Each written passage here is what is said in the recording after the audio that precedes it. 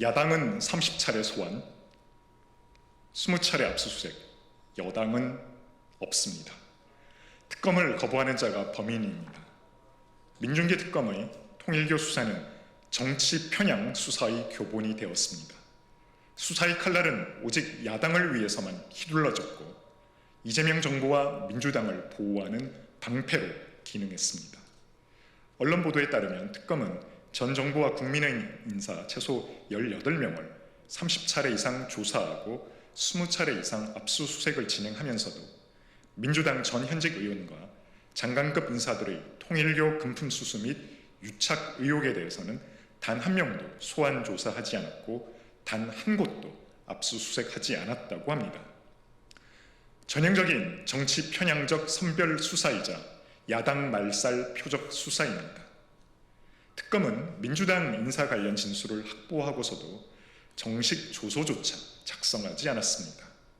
수사팀 내부에서조차 수사 필요성이 제기됐지만 특검 지휘부는 아무런 판단도 아무런 지시도 내리지 않았습니다. 결국 민중기 특검은 살아있는 권력을 지키기 위해 4개월 동안 손을 놓고 있다가 직무유기 수사 대상이 되는 초유의 상황을 자초했습니다. 이것이 민주당이 말해온 정의로운 특검의 실체입니다. 사건은 결국 경찰로 이첩돼 전담수사팀 구성과 출국금지 조치 등 수사가 진행되고 있습니다.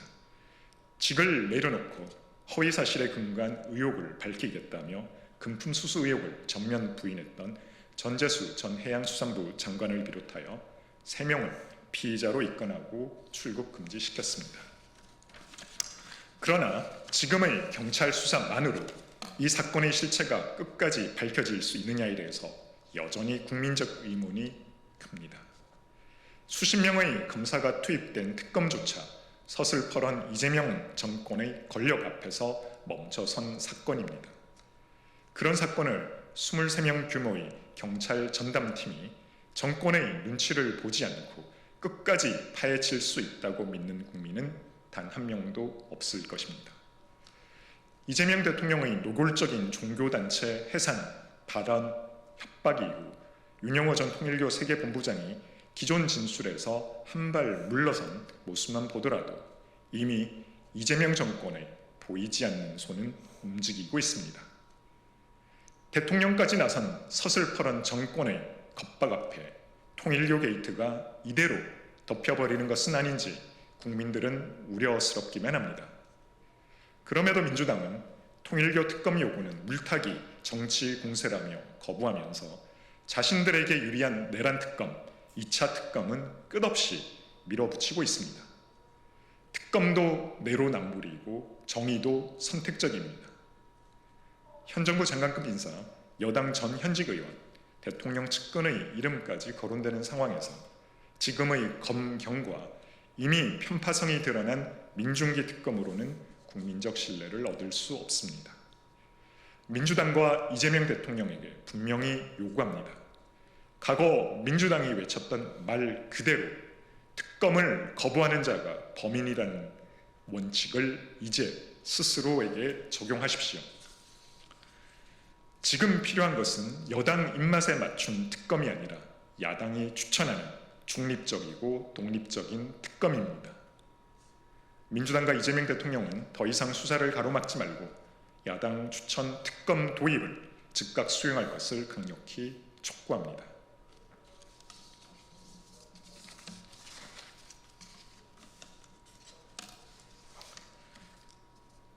이재명 대통령의 편협한 인식이 고스란히 드러난 오만방자한 업무보고입니다. 이재명 대통령이 국정을 점검하고 내년 계획을 논의해야 할 부처 업무보고를 갈라치기와 권력 가시의 정치 무대로 만들고 있습니다. 방송미디어통신위원회 업무보고에서는 종편 채널을 향한 노골적인 통제 의도를 적나라하게 드러냈습니다. 김어준의 뉴스공장을 언론이라며 대통령실에 출입시킨 사람의 입에서 방송의 편향성이나 중립성 훼손, 품격이라는 단어가 나온 것 자체가 이미 코미디입니다. 낯뜨거운 명비어천가를 부르고 정권의 나팔수 노릇을 하지 않는다면 편파적이고 유튜브라고 폄하하는 대통령의 인식 자체가 편협하기 짝이 없습니다. 이진숙 전 방송통신위원장 한 사람을 쳐내기 위해 방통위원회 간판까지 갈아끼워 방송미디어통신위원회를 만든 이재명 정부가 방송 정상화를 운운할 자격이 있는지부터 묻지 않을 수가 없습니다. 이 대통령이 말하는 방송 정상화는 권력의 심기를 거스리지 않고 독재 권력 앞에서 알랑거리며 비판하지 않는 방송을 만들겠다는 선언과 다르지 않습니다. 비판을 봉쇄하고 여론을 길들이려는 시도는 결코 정상화가 아닙니다. 그것은 언론 통제이며 민주주의의 퇴행입니다.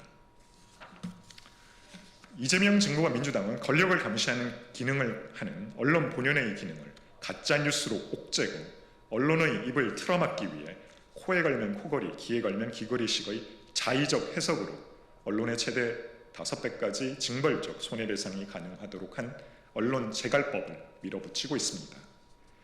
여기에 더해 이재명 대통령이 공개적으로 종편 죽이기에 나선 것은 결국 입맛에 맞는 매치만 남겨 사실상의 정권 선전 방송으로 만들겠다는 뜻으로 독재 정권의 전형적인 행태에 불과합니다. 인천국제공항공사 업무보고에서는 이 대통령이 욕을 입에 담던 시절의 저급함과 니편 내편 가르기의 장어로 만들었습니다. 윤석열 정부에서 임명된 국민의힘 3선 국회의원 출신 이학재 인천공항공사 사장을 향해 대통령의 질책은 국정점검이라기보다 공개적 모욕 주기에 가까웠습니다. 참말이 기십니다. 3년씩이나 됐는데 업무 파악을 그렇게 정확하게 못하고 있는 느낌. 저보다도 아는 게 없는 것 같다. 지금 다른 데 가서 노세요? 등 이재명 대통령이 국민 앞에서 생중계되는 공식 업무 보고에서 쏟아낸 발언들은 하나같이 가관입니다. 이런 언사가 과연 일국의 대통령이 보여야 할 품격과 태도인지 묻지 않을 수 없습니다. 더욱이 대통령 본인은 며칠 전 외신 기자가 북한에 억류된 우리 국민 문제를 묻자 처음 듣는 이야기라고 답해 국민을 충격에 빠뜨렸습니다. 국민의 생명과 안전이라는 중대한 현안에는 무지하면서 전임 정부 인사에게는 막말에 가까운 질책을 쏟아내는 모습은 뻔뻔함을 넘어 오만방자하기까지 합니다. 고환율, 고물가에 신음하고 정부의 부동산 대책 실패로 살 집조차 구하지 못하는 국민의 고통은 전임 정부 인사를 공개적으로 망신 준다고 해서 해결되지 않습니다. 강한 언사나 목소리를 높이는 것이 리더십이 아닙니다. 또한 국정 능력을 증명하는 척도도 아닐 뿐만 아니라 대통령을 유능하게 만들지도 않습니다. 통합은 구호로 되는 것이 아닙니다. 지금 통합의 가장 큰 걸림돌은 이재명 대통령의 언행과 인식입니다. 민생이 무너지고 있는 이 시점에 정치적 연출은 사치이자 소모적 정쟁에 불과합니다. 국민의힘은 이재명 대통령과 민주당이 언론 통제와 전임 정부 인사 몰아내기에 앞서 민생과 국가 현안을 책임 있게 해결하는 국정 운영 능력부터 보여줄 것을 강력히 촉구합니다.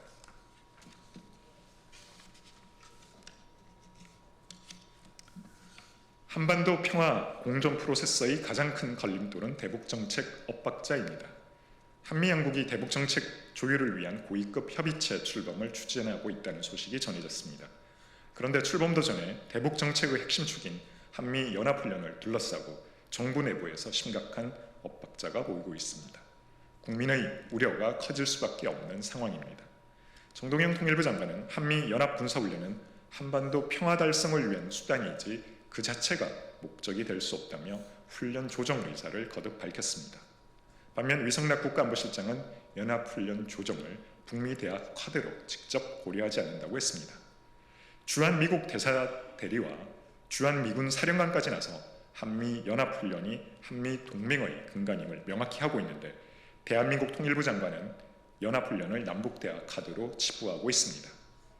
이재명 정부 외교 안보 라인의 핵심 인사들이 내놓는 상반된 메시지와 마찰은 현 정부의 대북 안보 정책 혼선을 극명하게 보여주는 장면입니다. 정 장관과 위 실장은 국가안전보장회의 구조에 대해서도 이견을 노출하며 정부 내의 불협화음이 정책 기조를 넘어선 구조적 갈등으로 번지고 있음을 시사하고 있습니다. 미국과의 대북 소통 주도권을 둘러싼 부처 간 줄다리기 보도까지 나오는 상황입니다. 대한민국 안보를 놓고 주도권 경쟁을 벌이는 모습이라면 그 자체로 한심하고 국민 앞에 부끄러운 일입니다. 안보는 국민의 생명과 안전이 달린 문제입니다. 특히 한미동맹의 근간인 한미연합훈련과 같은 사안에 대해 뒤엉킨 메시지는 국민 불안은 물론 동맹의 신뢰를 심각하게 흔들고 결국 김정은만 웃게 만들 뿐입니다. 이재명 대통령은 2026년을 한반도 평화 공전 프로세스의 원년으로 삼겠다고 했습니다. 하지만 그 목표를 가로막고 한미 동맹의 근간을 뒤흔드는 가장 큰 원인은 이재명 정부 내부의 대북 정책 엇박자임을 명심하십시오. 국민은 더 이상 불안한 안보 엇박자를 보고 싶지 않습니다. 대한민국의 안보를 어떻게 지키고 국민을 보호할 것인지 이제는 이재명 대통령이 직접 답할 차례입니다.